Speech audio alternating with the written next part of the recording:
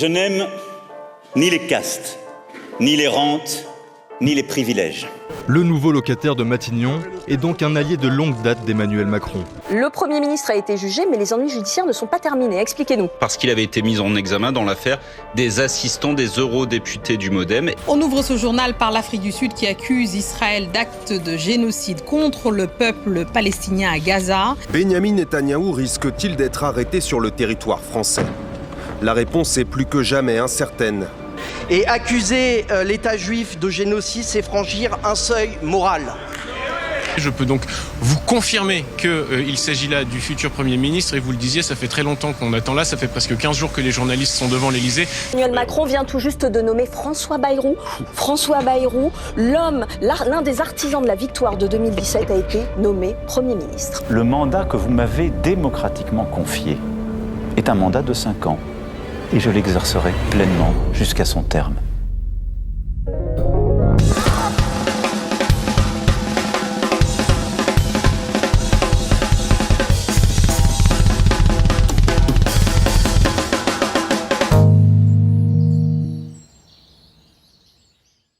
Si nous le considérons assez basiquement comme un ensemble de règles communes régissant la vie en société et auxquelles chacun accepte de se plier pour ne pas nuire à son entourage, le droit, ici comme ailleurs, en France comme partout dans le monde, nous protège individuellement et collectivement et nous aide à vivre ensemble à condition évidemment qu'il soit le même pour tous et qu'il soit équitablement appliqué. On l'a un peu oublié, mais en 2017, lorsqu'il était candidat à la présidence de la République française, Emmanuel Macron parlait beaucoup et avec beaucoup de conviction de la nécessité de fixer certaines règles de droit applicables à tous les responsables politiques sans exception et d'en finir par conséquent avec ce qu'il appelait, comme nous le verrons, les privilèges, c'est-à-dire avec une certaine forme d'impunité.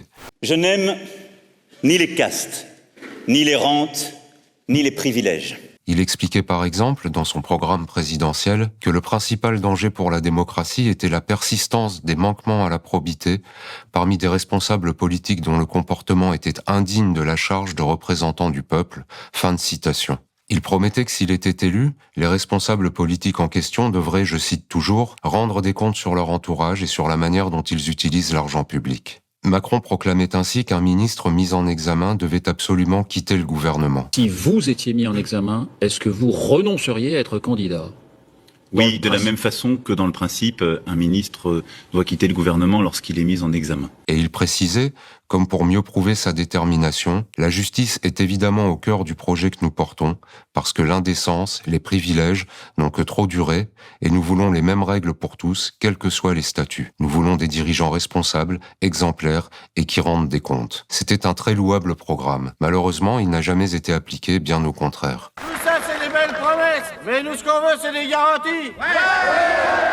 Il commence à me faire chier. Au mois de septembre 2022, quand le secrétaire général de l'Élysée, soupçonné d'avoir favorisé une entreprise dirigée par des cousins de sa mère, a été mis en examen pour prise illégale d'intérêt, le président Macron, oubliant les engagements du candidat Macron qui avait promis les mêmes règles pour tous, quels que soient les statuts, l'a maintenu dans ses fonctions, en arguant du fait qu'il n'était pas ministre. Mais justement, des ministres ont bénéficié de la même complaisance et contrairement là encore à ce qu'avait promis le futur chef de l'État avant son élection, sont restés en place en dépit de leur démêlés judiciaires. Ainsi, lorsqu'au mois de juillet 2021, le ministre de la Justice de l'époque, Éric Dupond-Moretti, avait lui aussi été mis en examen pour prise illégale d'intérêt, Macron était déjà monté au créneau pour prendre sa défense et pour expliquer avec beaucoup de sérieux que son cas était très particulier et que sa mise en examen ne concernait pas des sujets relevant, je cite, de la morale.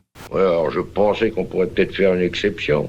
Et 3 ans plus tard, en janvier 2024, le chef de l'État a encore assoupli sa conception de ce que devait être la République exemplaire promise en 2017, en confiant le ministère de la Culture à Rachida Dati, qui était déjà sous le coup d'une mise en examen pour corruption passive au moment de cette nomination, et contre qui le parquet national financier a finalement requis le 15 novembre dernier un renvoi devant le tribunal correctionnel. Il faut insister un peu sur ce dernier épisode, car il résume parfaitement l'évolution d'Emmanuel Macron, qui est donc passé en 7 ans de l'affirmation que chaque ministre mis en examen devrait immédiatement démissionner, à la démonstration qu'une mise en examen ne constituait en aucun cas un obstacle à l'obtention d'un portefeuille ministériel. C'est donc tout naturellement que François Bayrou vient d'être nommé Premier ministre, en dépit du fait qu'il est toujours poursuivi dans l'affaire de détournement de fonds publics, dite des assistants parlementaires du MoDem, qui a valu à son parti d'être condamné à 350 000 000 € d'amende. Cette nomination confirme, s'il en était encore besoin, que le macronisme, loin de promouvoir une justice équitable, garantissant les mêmes règles pour tous, quels que soient les statuts, et d'abolir des privilèges dont le candidat Macron expliquait en 2017 qu'ils n'avaient que trop duré, a tout au contraire très considérablement étendu, en même temps qu'il faisait preuve de toujours plus de férocité dans la répression de ce qu'il est convenu d'appeler la petite délinquance, le champ de certaines impunités. Il a donc renforcé, au lieu de l'abolir, un double standard entre d'une part les lois toujours plus répressives qui s'appliquent aux citoyens ordinaires et d'autre part l'immunité accordée aux puissants. Bonjour, je suis Nicolas Sarkozy. Mais ce n'est pas tout, car nous avons également pu vérifier dans le cours de l'année qui vient de s'écouler que ce travail de sape s'étendait aussi au droit international. À la toute fin du mois de décembre 2023, l'Afrique du Sud, estimant qu'Israël se livrait à des actes de génocide contre le peuple palestinien de Gaza, fin de citation, a demandé à la Cour internationale de justice, plus haute juridiction des Nations Unies, d'ordonner d'urgence à l'État hébreu de suspendre immédiatement ses opérations militaires dans la bande de Gaza. On ouvre ce journal par l'Afrique du Sud qui accuse Israël d'actes de génocide contre le peuple palestinien à Gaza. Une accusation déposée devant la Cour internationale de justice, principal organe judiciaire des Nations Unies. Israël a rejeté, je cite, avec dégoût ces accusations. Le 17 janvier suivant, le ministre macroniste des Affaires étrangères de l'époque, Stéphane Séjourné, interpellé par la députée insoumise Danielle Obono, qui lui demandait pourquoi la France ne soutenait pas cette démarche de l'Afrique du Sud, a répondu, ouvrez les guillemets, « Accuser l'État juif de génocide, c'est franchir un seuil moral. On ne peut exploiter la notion de génocide à des fins politiques. Nous disons fermement aux Israéliens, le respect du droit s'impose à tous. Les frappes systématiques à Gaza doivent cesser. Mais les mots, Madame Obono, ont un sens. » Quelques jours plus tard, pourtant, le 26 janvier 2024, la Cour internationale de justice, estimant qu'il existait bien un risque réel et sérieux, a publié une ordonnance demandant à l'État d'Israël, conformément aux obligations qui lui incombent au titre de la Convention onusienne de 1948 sur le génocide, de prendre toutes les mesures en son pouvoir pour prévenir la commission à l'encontre des Palestiniens de Gaza de tout acte de génocide et de veiller à ce que son armée ne commette aucun de ces actes. En d'autres termes, cette Cour a jugé qu'Israël était bel et bien tenu de veiller à ce que son armée ne commette aucun acte génocidaire et ne bénéficiait donc d'aucune immunité, contrairement à ce que suggérait Stéphane Séjourné le 17 janvier lorsqu'il soutenait que le respect du droit s'imposait à tous, mais que l'accusation portée par l'Afrique du Sud était moralement indigne. Plus récemment, c'était le 21 novembre dernier, c'est la Cour pénale internationale, la plus haute juridiction pénale internationale, dont le statut précise qu'elle a été créée pour sanctionner les auteurs de crimes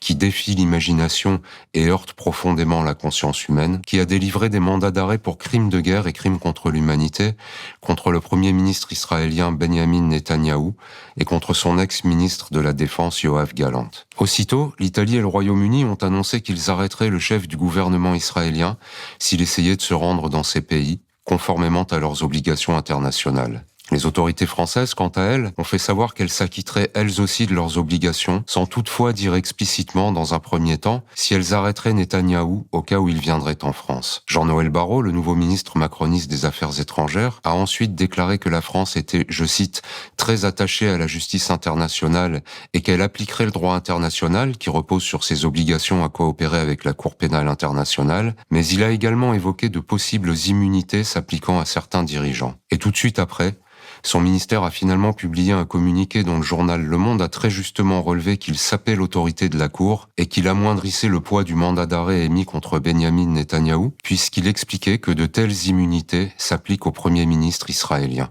Le député insoumis Manuel Bompard, indigné, a demandé s'il ne s'agissait pas plutôt d'une impunité. Le simple fait que la question se pose dit bien dans quel profond mépris le macronisme qui avait promis une république exemplaire et qui a fini par nommer des ministres mis en examen tient aussi le droit international. Merci d'avoir suivi cette chronique, bonne fin d'année à tous et à l'année prochaine. Peut-on imaginer sérieusement commander aux destinées du pays ou même simplement se présenter au suffrage des Français alors que sa probité personnelle a été mise en cause ?